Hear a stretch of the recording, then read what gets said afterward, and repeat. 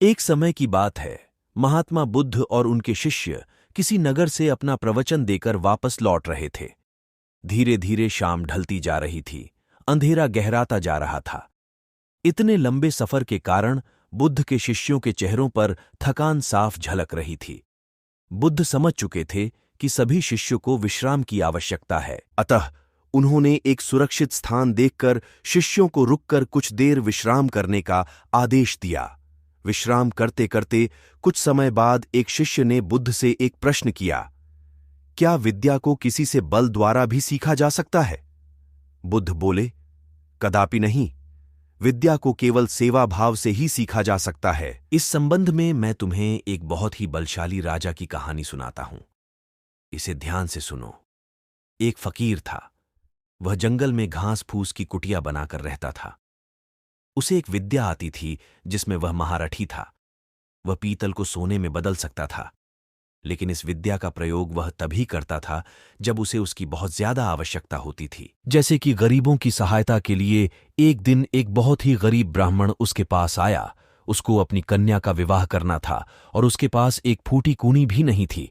उसने फकीर को अपनी सारी परेशानी बताई। फकीर ब्राह्मण की बात सुनकर समझ गया था कि यह सचमुच परेशानी में है। उसने पीतल के एक बर्तन को सोने का बनाकर उसे दे दिया और कहा कि इस बर्तन को बेचकर उन रुपयों से अपनी बेटी का विवाह कर लेना।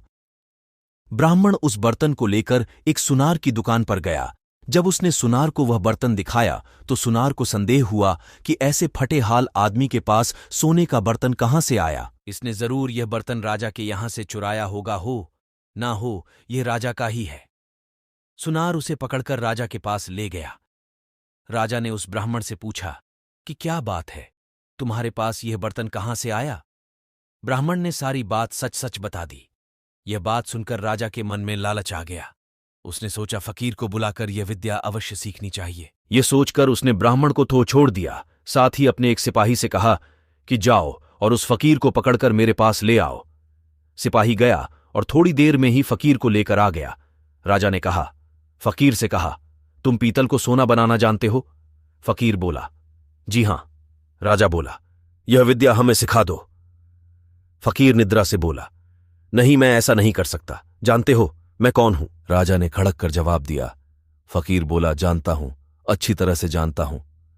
राजा को बहुत गुस्सा आया। अगर ये वीडियो आपको अच्छा लगे तो इस चैनल को प्लीज सब्सक्राइब कर लें और इस वीडियो को अपने दोस्तों के पास शेयर जरूर करें।